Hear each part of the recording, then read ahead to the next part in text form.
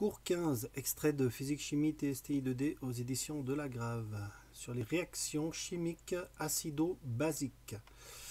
Pour revoir les acquis, le caractère acide d'une solution est dû à la prédominance des ions oxonium H3O+, alors que la prédominance des ions hydroxyde HO- marque le caractère basique d'une solution. Alors revenons un petit peu sur ces deux ions, donc H3O+, qui est en fait un ion H+, qui vient se fixer sur une molécule d'eau, et qui donne donc H3O+, et l'ion HO-. Que se passe-t-il quand l'ion H+, rencontre l'ion HO-? Eh bien, on a deux éléments hydrogène, un atome d'oxygène, et on a une charge plus, une charge moins. En fait, on retrouve la molécule d'eau. Autrement dit, ces deux ions qui sont l'un responsable du caractère basique et l'autre responsable du caractère acide, eh bien en fait c'est comme si, enfin on peut voir ça comme une molécule d'eau coupée en deux, pas de manière symétrique. Voilà. Alors dans une solution, dans l'eau, il y a toujours des molécules d'eau qui se cassent et qui forment spontanément et en nombre égal des ions H+, et des ions HO-. Chaque ion H+, se fixe sur une molécule d'eau pour faire H3O+. Donc quand on a une quantité égale de ces deux ions, eh bien on a une solution qu'on dit neutre. C'est pour un pH qui est égal à 7, alors que si on a plus d'ions H3O+, c'est-à-dire plus de protons, alors ça va caractériser une solution acide, alors que si ce qui prédomine ce sont les ions hydroxyde de formule HO-, alors on a une solution qui est dite basique. Comment est-ce qu'on obtient par exemple de l'acide chlorhydrique? On a un gaz HCl, HCl sous forme gazeuse qui se dissout dans l'eau en formant l'ion H+, plus l'ion Cl-. Et cet ion H+, en solution aqueuse, va donner un caractère acide à la solution. Inversement, comment est-ce qu'on fait une solution basique? On prend par exemple des cristaux de soude, hydroxyde de sodium, NaOH, à l'état solide, qui, quand il se dissolve, quand ce cristal se dissout, ça donne des ions sodium, donc en solution aqueuse, plus des ions hydroxyde, HO- en solution aqueuse. Et donc ces ions hydroxyde viennent enrichir l'eau en ions hydroxyde et donc faire que la solution est basique. Les solutions acides ont un pH inférieur à 7, les solutions basiques ont un pH supérieur à 7, au milieu on dit que c'est neutre. Lors d'une réaction entre une solution acide et une solution basique, l'acide transfère un ion hydrogène H+, à l'espèce chimique basique. On va revoir ça tout à l'heure, donc on n'en reparle pas trop pour l'instant. Plusieurs techniques permettent de déterminer le pH. Le papier pH, comme ceci. Donc on met quelques gouttes d'eau sur quelques gouttes de la solution sur du papier mis dans une soucoupe et la couleur obtenue est comparée sur une échelle de couleur, une échelle de teinte et on lit simplement le pH. C'est pas très précis mais c'est très pratique, pas cher et vite fait. Il existe aussi des pH mètres qui sont des appareils électroniques avec des sondes qu'on trempe dans la solution et qui ont besoin d'être étalonnés. Il faut souvent les régler et quand on trempe la sonde du pH mètre dans la solution, eh bien on lit directement sur l'appareil le pH avec une bien meilleure précision que le papier pH. Le dioxyde de carbone, c'est un gaz inodore, incolore, sans saveur qui trouble l'eau de chaud. Il a déjà été vu pour les combustions et on peut rappeler sa formule CO2 à l'état gazeux. Lors d'une dilution, la quantité de matière ne change pas. Ça a été vu dans le cours précédent. La quantité de matière de soluté contenue dans le volume mère. Si j'ai ici une solution, donc j'ai ce volume mère ici, V mère, qui a une concentration par exemple de 5 mol par litre. Et ça fait 1 litre. Et puis là pour l'instant je n'ai rien. Eh bien, si je rajoute de l'eau de manière à obtenir ma solution qui fait en tout par exemple 10 litres, eh bien, si ici j'avais un petit peu de solution à 5 mol par litre et que j'en avais 1 litre, j'avais en tout 5 mol de soluté. Une fois que j'ai rajouté de l'eau, j'ai toujours 5 mol de soluté. hein, c'est-à-dire que la quantité de matière de soluté contenue dans le volume mère ne change pas.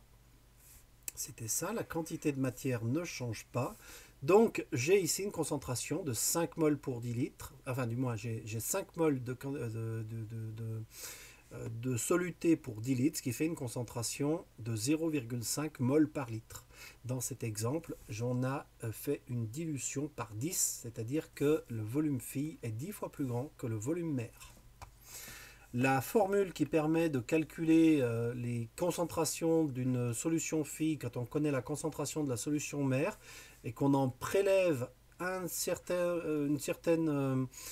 volume, souvent avec une pipette jaugée, et qu'on le met dans un volume V phi qui est souvent le volume de la fiole jaugée, jaugée voulant dire à chaque fois qu'on a des traits qui permettent de... donc là c'est la fiole jaugée, la pipette jaugée, et donc on a des... elle est un peu large, voilà, normalement elle est plus fine, et donc jauger signifie qu'on connaît très précisément son volume avec des traits qui sont marqués précisément sur la verrerie. Alors, solution acide, basique et neutre. Donc on reprend ce qui a été dit tout à l'heure rapidement sur une échelle de pH qui va classiquement de 0 à 14 en passant par 7. Et on a les solutions qu'on appelle acides, neutres ou basiques. Exemple, le vinaigre, c'est une solution acide. Les jus de fruits, alors le vinaigre peut être un pH à peu près égal à 3. L'ammoniac, solution de savon, là on peut assez rapidement avoir un pH de l'ordre de 9. La soude, là, la soude qui sert de déboucheur, on avait vu qu'elle avait un pH qui était proche de 14. Voilà. Et l'eau pure, une solution aqueuse de chlorure de sodium ou de nitrate de potassium, c'est-à-dire ici on a des ions mais qui n'ont pas de caractère acide ou basique, vont donner des solutions neutres. Théorie de Bronsted des acides et des bases. Alors Bronsted définit un acide comme une espèce chimique. Et alors là, il faut bien faire attention au vocabulaire parce que jusqu'à maintenant, on appelait un acide une solution. En fait, on dit qu'une solution est acide et par abus de langage, on dira qu'une solution, par exemple, de chlorure d'hydrogène, c'est de l'acide chlorhydrique, c'est un acide. Mais en fait, l'acide, c'est l'espèce chimique qui s'écrit d'une manière générale AH, A voulant dire machin quelque chose qui se termine par un hydrogène. Alors le machin quelque chose, ça peut être par exemple CH3, COO, et puis ça se termine par un H. Ça c'est l'acide acétique qui va donner le caractère acide au vinaigre par exemple.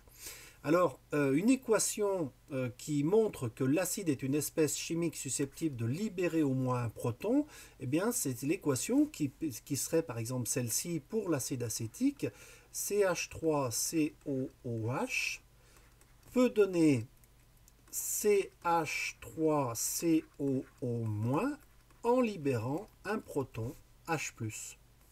Le proton, donc CH3COO-, c'est en solution aqueuse, le proton c'est en solution aqueuse, et ici j'étais aussi en solution aqueuse. Voilà une équation qui montre qu'on a ici un acide, puisque c'est une espèce chimique qui devient cette autre espèce chimique en libérant un proton. Inversement, on dira que cette espèce chimique-là est une base, donc celle-ci c'est l'acide. On dira que cette espèce chimique-là c'est la base, parce que je peux écrire l'équation dans l'autre sens. Je peux dire que si j'ai dans une solution CH3CO, COO-, eh ben, cette espèce chimique peut récupérer un proton, et à ce moment-là devenir CH3COOH. On appelle une base une espèce chimique susceptible de capter au moins un proton en milieu aqueux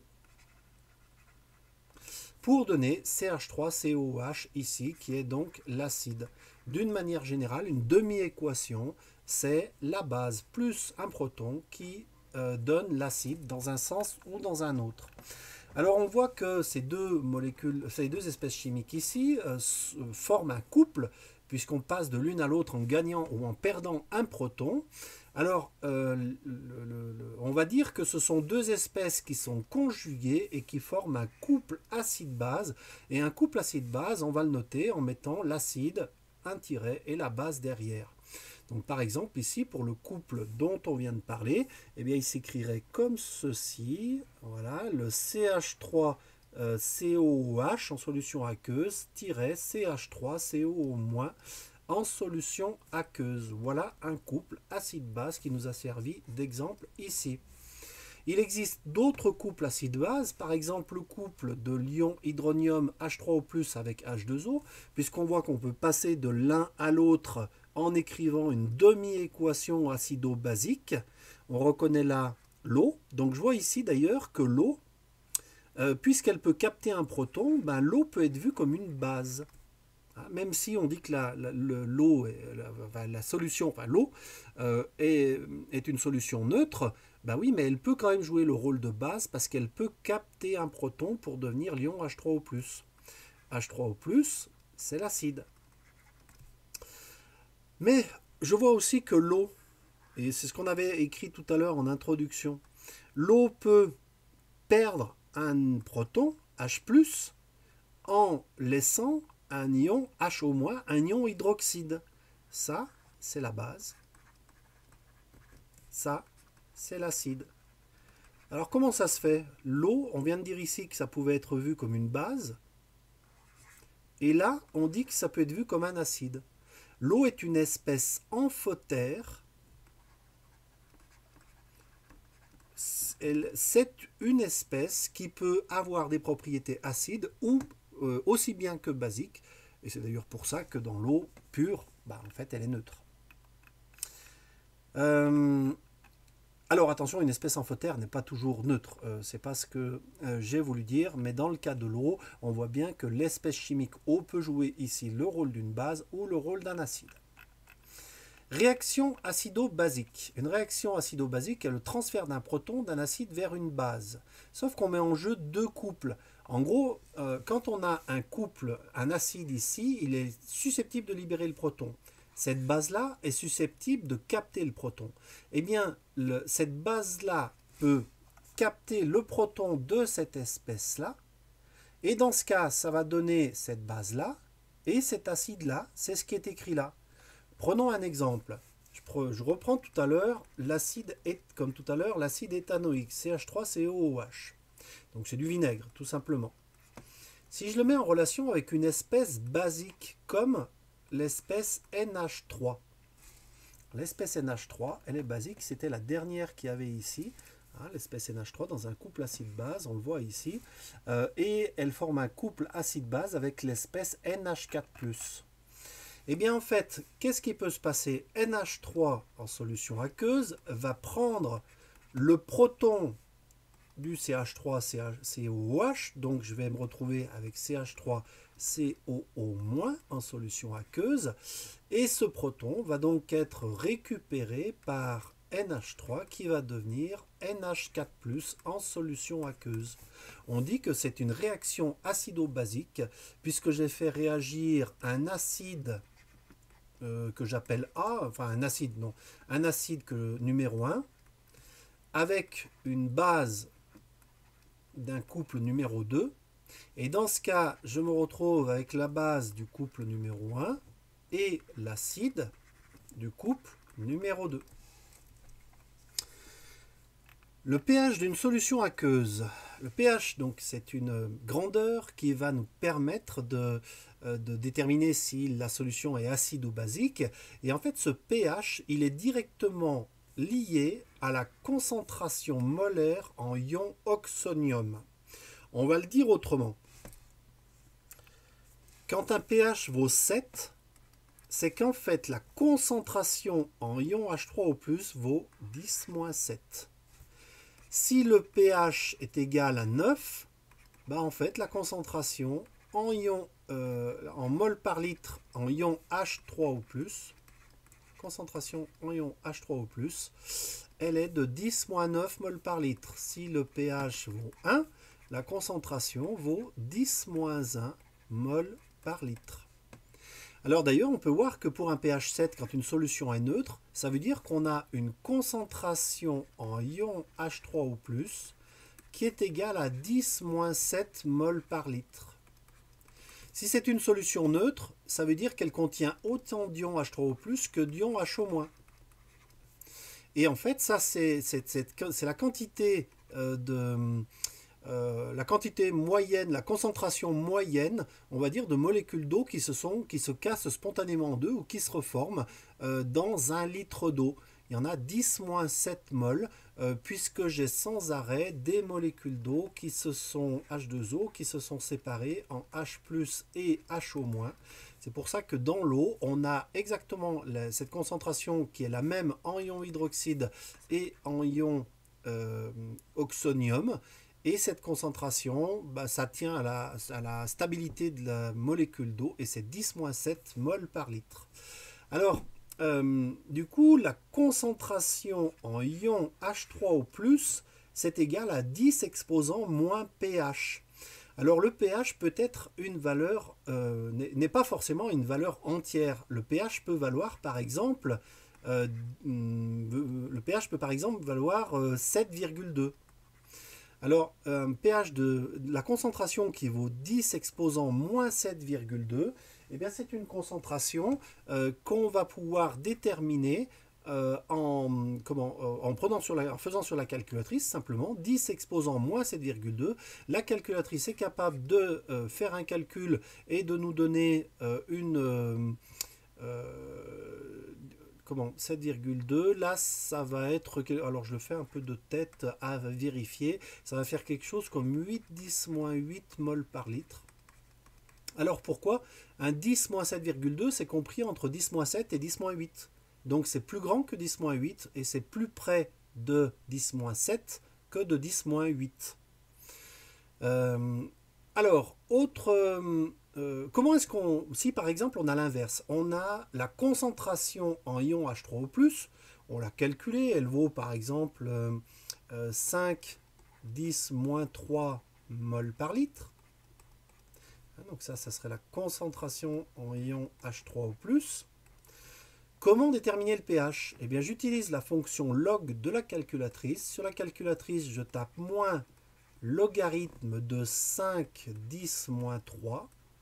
Et, alors je n'ai pas de calculatrice pour le faire ici, mais en gros 5-10-3 c'est compris entre 10 exposant moins 3 et 10 exposant moins 2. Et donc on aurait un pH qui est de 2, quelque chose. Alors ça ne ferait pas 2,5 parce que c'est 5, on est ici dans une échelle logarithmique qui n'est pas linéaire, mais... Alors, ça ferait... Non, je ne vais pas risquer de le faire de tête. Ce ferait un 2, quelque chose. Influence de la dilution sur le pH. Alors, si j'ai une solution qui a, par exemple, un pH de 1,3, parce qu'elle est très concentrée en ion H3O+, on a donc 5-10-2. Ah ben, c'est un 5-10-2. Ça fait un pH de 1,3. Donc ici, je peux déjà dire que mon pH... la concentration de 5-10-3, ça va faire 2,3. Voilà, je me sers ici de ça. Là, j'étais en 5-10-2. Le 5 va donner le 0,3 et le 10-2 va donner ici la valeur 1. Alors, quand le pH d'une solution augmente, donc, si le pH augmente, on se dirige par là. C'est-à-dire, on s'approche du neutre. Ça veut dire que la concentration des ions oxonium diminue. Il y a moins de ces ions qui donnent le caractère acide de la solution. Inversement, le pH d'une solution basique diminue. Alors, si par exemple, ici, je rajoute encore des ions oxonium, eh bien, ça va me faire une concentration plus élevée. Et la concentration plus élevée nous donne un pH qui diminue. Donc là, on a parlé d'un acide. Si on parle d'une base qui, par exemple, serait caractérisée par un pH de 9, eh bien, si je dilue, je rajoute de l'eau, la concentration en ion HO- va diminuer et je me rapproche de 7. Si inversement, je rajoute des ions HO-, eh bien, je vais me rapprocher de 14 et le pH va augmenter. Si j'ai une solution basique et que je rajoute une solution acide, eh ben ça va la neutraliser en partie et je vais avoir le pH qui va diminuer. Donc, le pH peut varier soit par dilution, c'est-à-dire que la concentration est plus ou moins grande, enfin on augmente ou on diminue la concentration, soit par neutralisation, c'est-à-dire que si dans une base on met une solution acide, ben, elle sera moins basique, et si dans un acide on met une solution basique, elle sera moins acide. Lorsqu'on dilue un acide, le pH augmente et tend vers 7. Lorsqu'on dilue une base, le pH diminue, mais il tend toujours vers 7.